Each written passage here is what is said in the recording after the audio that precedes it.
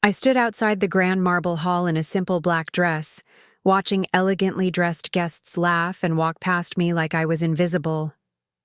My invitation? Nowhere to be found. My own brother's big day, and I wasn't even on the list. My name is Elena Hayes. For most of my life, I was known as Mark's older sister, the quiet one, the one who never quite measured up. While my younger brother Mark chased success with charm and connections, I chose a different path. I left home at 18 and joined the Navy. I gave them my youth, my tears, and my silence. And somewhere along the way, I became someone they could never imagine. But that day, as I stood at the entrance holding my small gift, the humiliation burned deep. The security guard checked his tablet twice and shook his head. "Sorry, ma'am. Your name isn't here." I could see my relatives inside, aunts, uncles, cousins, all dressed in their finest. No one noticed me. No one cared. I almost turned around and left. Almost. But something in me refused to shrink away this time. I had spent years swallowing my pride while my family celebrated Mark's every little victory. His business launches, his engagements, his perfect life. Meanwhile, they treated my career like a hobby I would eventually outgrow. I took a deep breath and stepped forward anyway. "I'm family," I said quietly. "Mark Hayes is my brother." The guard looked uncomfortable but eventually let me slip inside, warning me not to cause a scene. The hall was breathtaking, crystal chandeliers, fresh flowers everywhere, and a stage set for speeches. Mark stood at the center in a tailored Navy suit, smiling like a king on his throne. It was his big award ceremony. Businessman of the Year. Our parents were glowing beside him, holding his arm like he was their only child. I stayed at the back, heart pounding. I hadn't spoken to Mark in nearly 2 years. Not since he made it clear that my military phase embarrassed the family. He once told our mother, loud enough for me to hear, "Elena will never amount to anything important.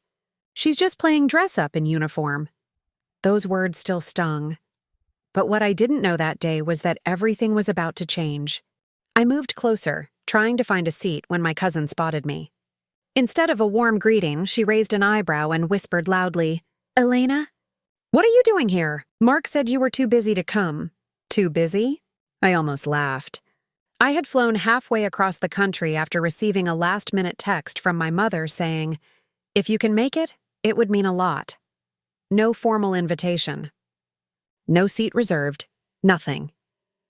I sat in an empty corner near the back as the ceremony began.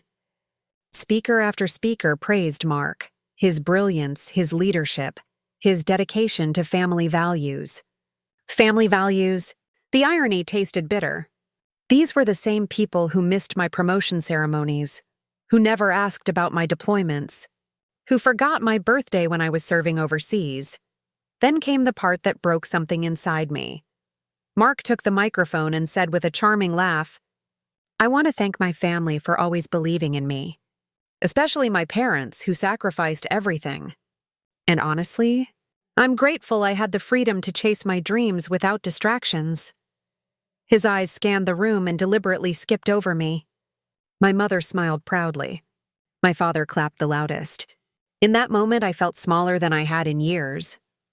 All the nights I spent crying in my bunk on a ship, all the friends I lost in service, all the times I chose duty over family, and this was how they saw me.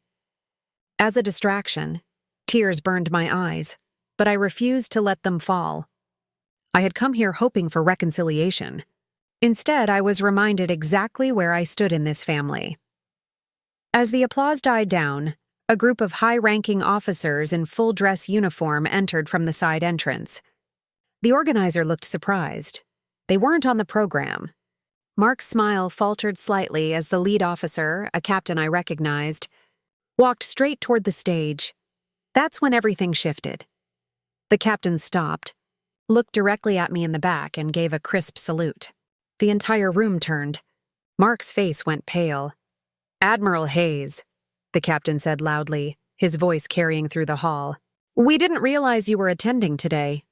The Secretary of Defense sends his regards for your recent operation in the Pacific. The silence that followed was deafening. My brother stared at me, completely frozen. The man who had just implied I was a failure now stood before hundreds of guests who had just heard me called Admiral. I slowly stood up. My heart was racing, but my voice stayed steady. Mark's face turned bright red. He stumbled over his words, trying to recover. Yes, of course. Everyone, this is my sister Elena. But the captain wasn't finished. He turned to the audience with pride. Ladies and gentlemen, Admiral Elena Hayes is one of the most decorated officers in the Navy. Her leadership in critical missions has shaped national security. It's an honor to have her here. Whispers rippled through the crowd. Phones came out. My mother looked stunned. My father's mouth hung open. The cousin who had mocked me earlier now stared in disbelief. I walked forward slowly, every step measured. When I reached the stage, Mark had no choice. In front of everyone, he forced a smile and said the words I'll never forget. Welcome. Admiral Hayes, his voice cracked. The humiliation in his eyes was everything I never knew I needed. I didn't gloat. I didn't expose his years of subtle cruelty. I simply nodded, accepted the respect from the officers, and took a seat closer to the front, the one that should have been mine from the beginning. The rest of the evening was surreal. People who had ignored me for years now approached with nervous respect. Mark barely looked at me. His perfect moment had been quietly, elegantly taken from him, not by force but by the simple truth of who I had become. Later that night, as I left the hall, Mark followed me outside. For the first time in years, there was no arrogance in his voice. Only shame, I didn't know, he whispered. Elena, I'm sorry. I looked at him for a long moment. You never asked, Mark. You never wanted to know. I walked away without another word. That day taught me something powerful. You don't always need to scream for justice. Sometimes the greatest revenge is simply becoming the person they never believed you could be, and letting the truth speak for itself. I'm no longer carrying the weight of their doubt. I'm proud of the woman I've become, uniform and all. And if my family chooses to see me now, they'll have to accept the Admiral I worked so hard to become, because I was never the distraction.